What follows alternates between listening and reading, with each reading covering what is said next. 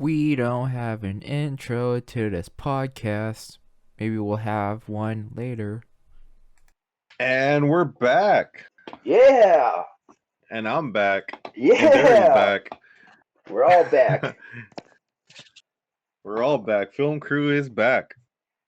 And we got a couple reviews for you guys this episode. Nice. And I think this episode should just focus on that, to be honest. Just kind of reviews and whatnot, trying to get back into action. Action. So Yeah. So first of all, I want to say it's been 2 weeks since WandaVision All right. has Yeah. aired their last episode. Really good Nice. show overall. There's a lot of fan theories. Like after every episode, they kept saying, "Oh, this is this person. Oh, this person's gonna show up. This is gonna happen," and Yeah. all those theories were wrong. That's usually the case. I saw a lot of comments and reviews about the show saying, "Oh, it was such a letdown." It's more because majority of the fan base believed that a lot of those theories were gonna happen, and it didn't. And I mean, I was probably a little gullible on some of those theories, just because I mean it made sense. But the way the show ended, perfect ending. If it's a standalone series, it's perfect. If they're gonna try and use that to go into another movie or another show, it can still work. From my understanding, this is supposed to set up Doctor Strange, um, the Multiverse of Madness. Yeah. But I mean, if it happens, cool. If it doesn't, still good. Good show. Acting was really good. You know, the production, everything about that show was really good. It was a Disney Marvel show. It was the first one to be released on Disney Plus, and it really worked. That's interesting So that's interesting about the theory, because most people, what usually happens is they come up with theories and they want that theory to happen. But from what I'm seeing, a bunch of people be like, okay, well, that's how it's gonna be. And it's just like an opinion. What I see is people's writers going, okay, someone just came up with the ending that we're gonna use. Now to throw them off, we're gonna choose a different ending, and that's how I yeah, see it going around, like Game of yeah. Thrones. Again, I talk about Game of Thrones, but Yeah, a few, I want to say the reason why we talk about Game of Thrones a lot, or we bring up the name Game of Thrones, is just because it was such a really good show, and then it just ended yeah, bad. and I think And I George, mean, yeah, I know we say that about every time we bring it up, but that's what it is. yeah, and George Um, R. R. Martin said it too, right? He said, "Oh, what happens is people come up with a theory, and then you don't want to use that ending anymore, so you have to come up with a different ending." And then someone else says, "Oh, this could be a theory," and be like, "Okay, well, I'm gonna have to come up with another ending," and then it's just like yeah, back and forth like that. yeah. The director, I can't think of his name right now for WandaVision. Um, he made a comment saying, "I can't believe how on point some of these theories are, Yeah, like throughout the show." But yeah, so I mean, if you're on social media, you're gonna know that they brought back Quicksilver with oh, the actor from the X-Men films, right, that played Quicksilver in the X-Men films, and they used him as the MCU Quicksilver. And just like a spoiler alert, he was basically a nobody. and he ended up being a nobody. He wasn't the X-Men's Quicksilver. He wasn't MCU's Quicksilver. He was just Quicksilver. nobody. Oh, just a dude. So there was a lot of theories saying that he was that's how they're gonna introduce like the multiverse in Marvel, and that didn't happen. Yeah. But yeah, I mean, if I were to score that out of 10, I would definitely score that a really strong 9. I felt like the last episode might have been a little rushed. I feel like they could have separated that episode into 2 and maybe add in a couple things. Which, from what I heard, is that I think that episode was finished like 2 weeks before the airing date. So I don't know. It's a little iffy to try and do that. Yeah, that's kind of. But yeah, it's rushed. It's definitely rushed then. But I mean, South Park does it. South Park releases, or they work on the episode starting Wednesday, and I think new episodes are released every Wednesday. So they give themselves a whole week to make one episode. It's such a crazy like process. I don't know how you can do that within a week, especially South Park being such a good show. But anyways, speaking of short-term process, there was a long-term process that I recently watched. Okay. Zack Snyder's Justice League was released this Friday. Nice. And I'm sorry. Released Thursday. Ah. Did you watch it in theaters? 4 hours of a superhero movie. Unfortunately, I didn't. I have HBO Max, so they did same day theater, same day on HBO Max. And what a good film it is. I'm surprised. It's 4 hours long. So if you have 4 hours, I don't think I could do 4 hours in a movie theater first. So I'm glad I was able to watch it at home. They're gonna do an intermission. They have to do an intermission every in the middle, right? I would hope so. So the way Zack Snyder kind of set this up was 5 parts or 6 parts. I think there's 5 parts of the actual movie. And they're maybe roughly between 20 to 50 minutes, I think is the longest one. Yeah. About. And I never seen Justice League which was released in what, 2017? I'm not or something like that. It's actually it's pretty wild to think how long it took for the fan to have Zack Snyder's original vision of this of his story. And I remember seeing bits and pieces of what they did with Justice League, and I didn't like it. I only like a couple DC films like Man of Steel and Wonder Woman, and that's pretty much it. Shazam is okay, it's tolerable, but it's not something I would try watching again. This movie is really cool.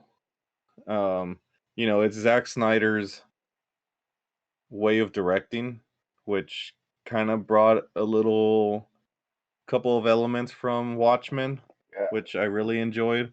A lot of like slow motion scenes and really like high res scenes. The story was pretty good. I felt like it was really rushed because they only had really Wonder Woman and Man of Steel as the solo films before this movie. Okay. And I mean, you had, I want to say Aquaman might have been also released. Did I say that? Aquaman and Wonder Woman? Oh, Yeah. you said Man of Steel. Oh, and Man of Steel. Yeah. So 3 films before this. And they brought in The Flash, Cyborg, and Batman returning from Batman versus Superman, which is Yeah. not an origin story. But I mean, I guess you got kind of some familiarity of Batman from that. But I mean, still, you got a couple new characters, huge characters in my opinion from DC Comics, Right. especially the Flash. And I feel like they didn't really tell his how he became the Flash and whatnot, and they kind of just threw him in, I which is totally fine because it still worked. It still worked. Um. I know that the CW Uh. has the Flash too, right? Is it that Flash or like the CW? No. Is it CW? So I want to say that's Grant Gustin or something like that. Yeah. The actor's name. This is Ezra Miller, Okay. and yeah, both Barry Allen, but yeah, there no previous introduction of the Flash until this movie. All right. It was kind of like, it reminded me of when Spider-Man is introduced in the MCU, how he's Right. introduced in Civil War, Captain America Civil War. Yeah. So it kind of felt like that at the same time, but I don't know. I give it a solid like 7 out of 10. Nice. All right. Maybe a really low 8. Just Okay. there was a lot of CGI that felt unfinished. The story felt kind of rushed, but at the same time it works. Um the main bad, which is Steppenwolf in this one, All right. he's pretty cool. Not too much. They didn't. I feel like they didn't like really like introduce him either. Just felt like another. I don't know. I mean, the only thing you can really compare it to is Avengers. Right. So he kind of felt like a somewhat of a Loki character, trying to like invade Earth Right. and collect for a higher person, which is Darkseid in this one. But Yeah. um, yeah, other than that, I mean, it was a good movie. Overall. I mean, 4 hours long. It's Yeah. fu- I That's it's good to watch at home. I wouldn't watch 4 hours at a movie theater. that's not a DC fan, so I don't know what to say about that. Yeah, I mean, Nice. like I said, I think still to this day, Man of Steel might be their best movie from Warner Brothers and DC. But yeah, this one, I mean, it was cool. Not what I expected from all the hype that it was getting. Especially like, I mean, you heard it like when they said Zack Snyder's gonna release the Snyder cut because Justice League did so bad and Right. whatnot. Um, it didn't live up to the hype, in my opinion. I don't know if I have to see Justice League and then try and watch this one again because a lot of people said that one was really bad, but Okay. this one was okay in my opinion. So I can see why people who did see Justice League are praising this one being like film of the year or something Right. like that. Which I didn't think so. I it's like a whatever movie to me. Like I don't think I can sit and watch 4 hours of it again. Yeah, that's a long time. But it felt It's it felt fat. a day. It felt kind of fast just because it was broken up to like 5 parts, and I don't know. Other than that, that's all I gotta say.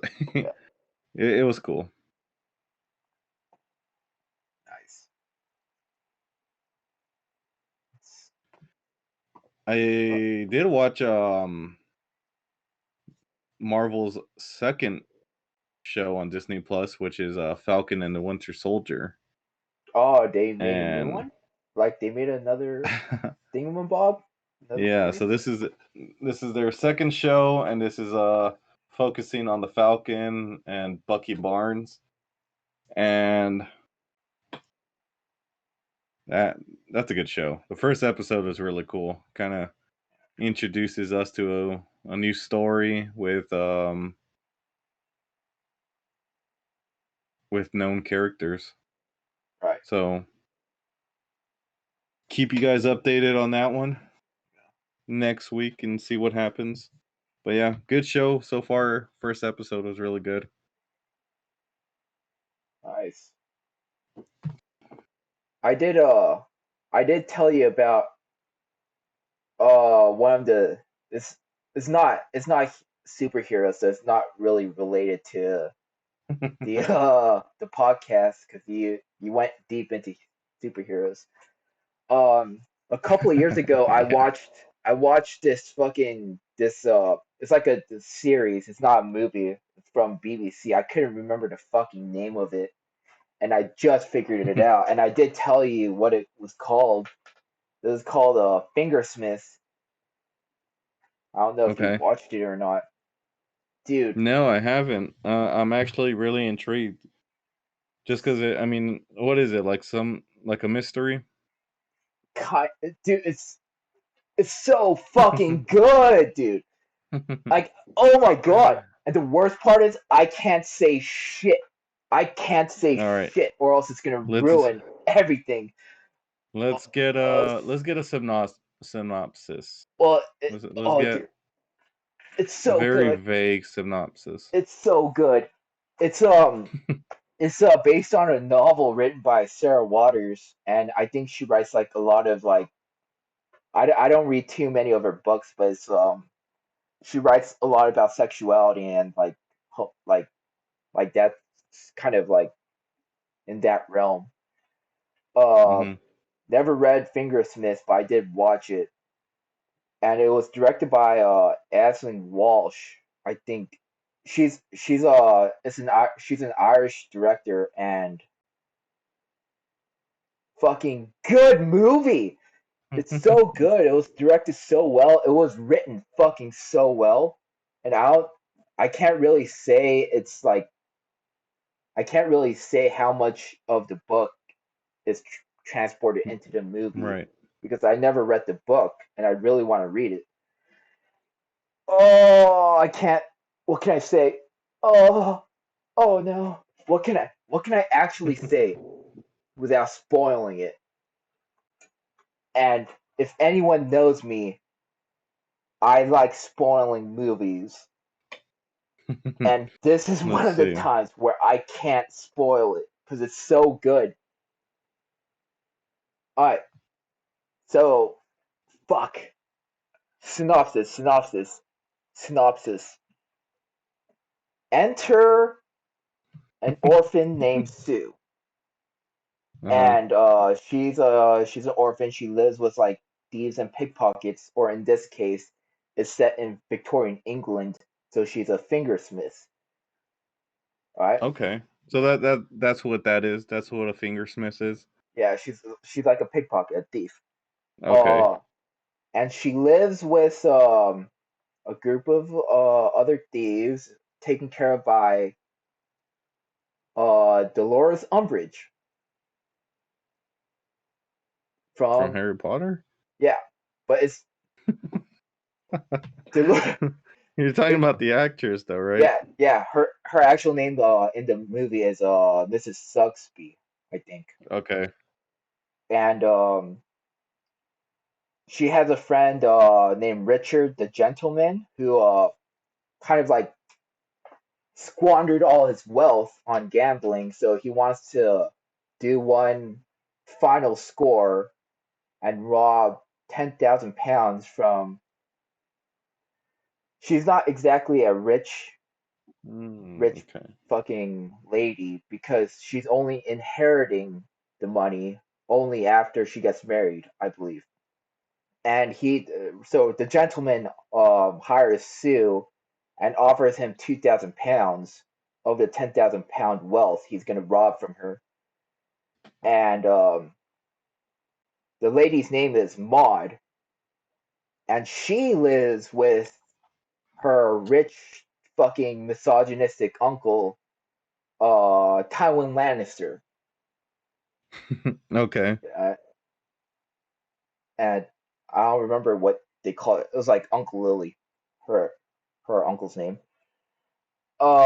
So basically, what Sue's job is to like befriend Maud as a maid because she's going in because her maid quit. Befriend her and convince her to marry the gentleman. And at this point, the gentleman's trying to woo her to get all of his money or all of her money, and then like throw her aside, and everyone wins with Maud getting sent off to a psychiatric ward and all this beautiful stuff. Which isn't really beautiful, but everyone wins but Maud, pretty much. So Sue befriends her and they fall in love, and it's really beautiful. It's a beautiful relationship of them trying to like hold off, but not really because they love each other and they want to be together. And that's all I can say. And it's just, oh my god, fuck, So god damn it, dude, it's I'm so intrigued. good. It's so good, and I can't say any more. I'm intrigued. I'm intrigued. So I looked it up on IMDb just to see what's going on here. Yeah. 3 episodes. It's 3 Hey, hours long, so I'm guessing hour an episode. well, it's so my dad showed it to me. And I think it's the version he has is like a two-parter. Okay. But still 3 hours long. No, because it's like, It's a 7.9 out of 10 on IMDb. I mean, that's worth watching. yeah, and Really quick. I can't The say main character Ugh. I'm guessing is Sue. Yeah, Sue and Maud. Okay. So Sue is actually played by Sally Hawkins, which is really surprising because I really like Sally Hawkins because of her character in The Shape of Water, which is one of my favorite films. And in that movie, Jesus, she's a good actress. Yeah, she's a Um, fantastic actress. she actually won. I'm sorry, but that film, Shape of Water, actually won Film of the Year that year for at the Oscars and at the Golden Globes. So, yeah, I mean, I like her as an actor. I'm not too sure who Maud is. Yeah, I Maud don't is think I've ever seen a movie with her in it. Um, Elaine Cassidy. I don't think I've seen a movie with her. At least I don't think so. Um, I mean, actors, actresses in this. What do you consider a film? Like a limited series, kind a of. miniseries. It's pretty much. Yeah, it's like kind of like in between, right? Like a film and a mini series, Yeah, just because it's broken down, but yet it's 3 hours. yeah, I mean, I will probably end up watching this just because dude. And it the looks worst good. part is I can't say shit about part two because the moment I say something about part two, I'm gonna spoil part one. I have to. That's the only way I can talk about part two. Part two, as in The second part two, as episode. in the second part. Oh, Yeah, but still considered this a part yeah, of the whole thing. yeah. Um, Another thing about the Oscars. Oh, we should also I talk about don't. Aisling Walsh because I think she she won an award, and an award in England, so I don't really know too much about it. Um, for another movie she directed, and I think it's called Maudie or something, and apparently that's also really good. In 2018, she won that award, I believe. I just really wanted to talk about Fingersmith because it took me like 2 years to figure out what the name of the movie was, and it's fucking good. So I'm looking at all the nominees because I kind of wanted to get into that as well for the Oscars, the 93rd Academy Awards, and I'm looking at all the categories, and I've only seen 2 films. Yeah. Out of all of the films on here, I've only seen 2, which are part of the animated feature category. One being Onward, and the other one being Soul, and that's all I've seen for this year, really. And I'm guessing it's because honestly, I'm not too sure why. Normally, I'm pretty on top of my game for the Oscars, but I guess this year was kind of no, it was really different last year. Yeah. um, so just to give you guys an insight, because I don't know if you guys watch the Oscars or not, but the nominees for Best Picture are Sound of Metal, which I've seen maybe 10 minutes of it. And it's about a musician, a drummer in a band, losing his hearing, and he has to cope with that. Mank, directed by David Fincher, never heard of it. Minari, same thing, never heard of it.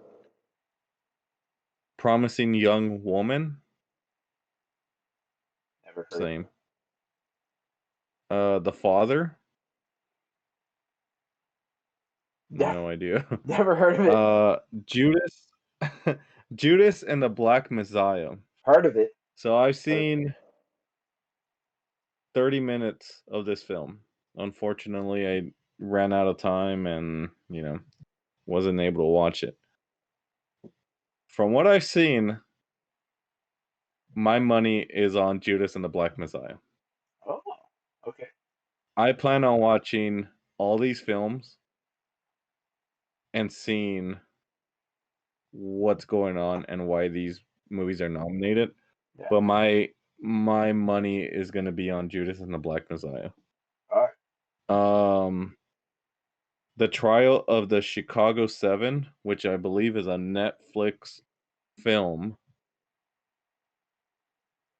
that might be, in my opinion, the runner-up. All right. Okay.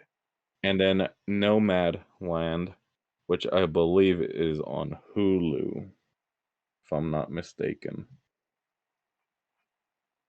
And I heard that's a good film too. So, the Academy Awards are April 25th.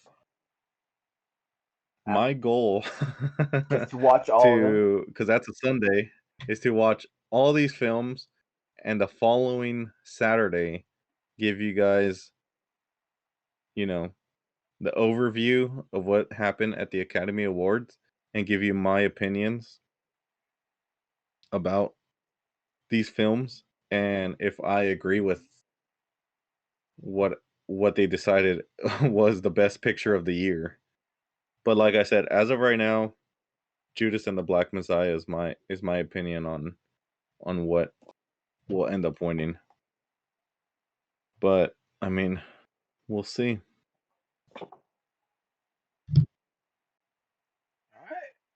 I'm not gonna probably watch any of them. I don't really. You probably noticed, but I mostly watch comedies, except for Fingersmith, because that's just good. That's So what is it? I mean, give us kind of like a what can you do? Give us like what kind of genre is it? Is it like a thriller, mystery thriller type thing? it's not a mystery. Crime maybe? It's not a crime. It's a drama. Most it might be a drama, Drama? romance, Drama thriller maybe? Romance?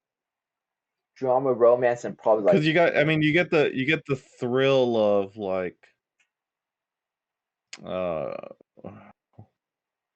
you get the thrill of what they're trying to do, right? They're trying to do one last score basically for I mean like the first half at least of the film of the story.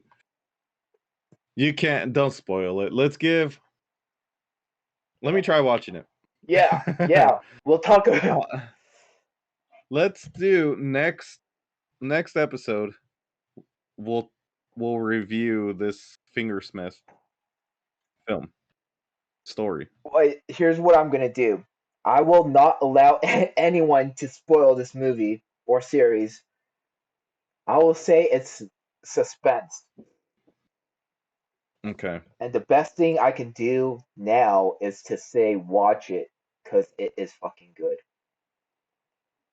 And And I this is guess coming. we'll do like a disclaimer for next episode and Yeah, say it's going to be heavily uh spoiled yeah. cuz I'm interested. I'm really interested on this film Yeah. or story. It sounds really good. So I got to check it out. Um This is coming from a guy that only watches comedy. yeah. So that's saying something. So good. It's so good.